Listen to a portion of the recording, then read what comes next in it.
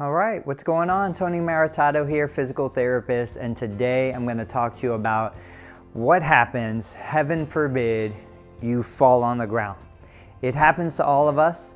I fall probably twice a year. I almost always fall on these steps in the morning coming downstairs at least once in a year, and I usually fall outside on the ice. No matter how much we wish we could help people prevent falls, the reality is we can't.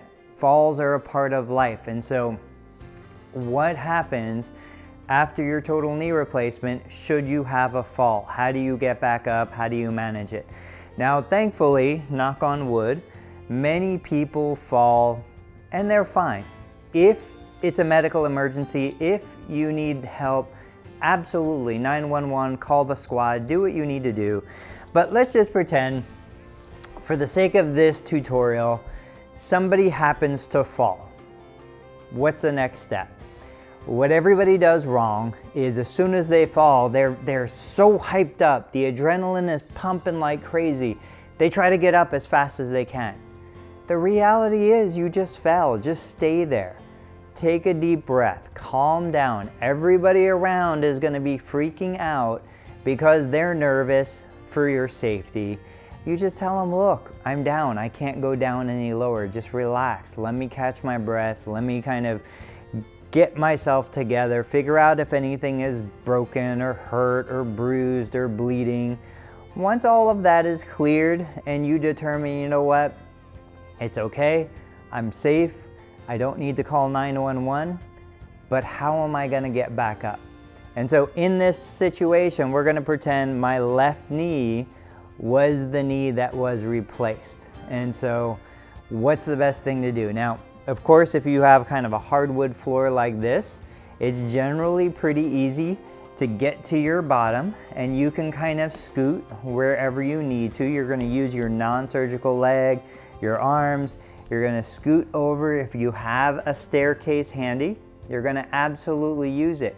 And so typically the first thing that's going to happen is you're going to scoot over to that staircase. You're going to back up to it, assuming you have the shoulder range of motion. And between my non-surgical leg and both my hands, I'm going to prop up on that first step. And then you know where I'm going from here. I'm going to go to the second step. If I need to, if I was super tall, like I can't even reach, you could hit the third step. But basically now from here, again, as long as you are completely oriented, no dizziness, no confusion, no other problems, you're going to stand up and you're going to kind of go on with your day and see how you feel and expect to be sore, expect to be uncomfortable. Now, let's say we don't have stairs. Those stairs don't exist. What do I do now? So usually I'm going to be looking around. Maybe there's an ottoman. Maybe there's a couch. I'm going to make my way over to it. Now, typically what happens is once I get here, you know, I might be tired, I might be out of breath, I can relax, I can ask somebody to get me a glass of water or whatever needs to be done. But when I'm ready to tackle the challenge, here's my surgical leg, here's my non-surgical leg. I'm going to turn toward my non-surgical leg. So I'm going to turn toward that leg. I'm going to come up. And from here, I'm basically going to do the same thing I did on the stairs. I'm going to go from here, I'm going to prop, and I'm going to sit, right? I can do the same thing on the couch. I can prop, turn, sit. Now, what happens if we say, okay, I don't have stairs, I don't have a couch, or I can't get to a couch. How do I get up from the ground without any help? Okay. Ideally, you would want to try and get to a wall, but we're just going to take it from there's just nothing around, I'm stuck on a carpet, I can't even slide or scoot my bottom over because the carpet is just gripping too hard. What do I do? Again, I'm going to turn toward my non-surgical leg. So I turn toward that non-surgical leg, I tuck it underneath, and I get to this position. My surgical leg is just kind of hanging out there. From here, between my two hands and my leg, I'm going to try and get my bottom up so my feet are underneath me. and I can just kind of walk myself in and try to stand back up. Now, I mean, is it ideal? No. But falling isn't ideal. We're trying to make the best of a bad situation here. The reality is, there are times you're gonna have to call an ambulance, call the squad.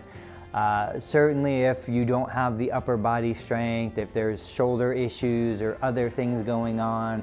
I always like to try and do this with real patients who have had a real knee replacement, because there's nothing like being prepared for an emergency, right? And so if you're in the clinic under the supervision of a physical therapist and you get down on the ground and then you practice getting back up, hopefully you never need that skill, but if you do, you've already practiced it and done it. So let me know what you guys think. If you have other strategies, please share them. There is kind of a cool tool out there. I'll see if I can find the video for it, but it's an inflatable mattress, literally like a mattress you would sleep on, that has a pump that you could plug into the wall. You roll it out, you scoot onto it, and then it lifts you up. Really, really great little tool. It's not too expensive, maybe 40, 50 bucks. If I find it, I'll post a link down in the video description so you guys can see what I'm talking about. But in the meantime, just understand accidents do happen. They're not planned, that's why they're accidents. If it happens to you, I want you to be prepared and understand, okay, let's just take everything slow, let's calm down. We're not going anywhere until you feel 100% that you're safe and ready to move. Guys, thanks for watching. As always, subscribe to the channel, ring the notification bell, post your comments. If you guys post comments at the bottom of this video, it helps me grow the channel, but it also helps me answer your questions. Guys, I'll see you in the next video. Thanks for watching.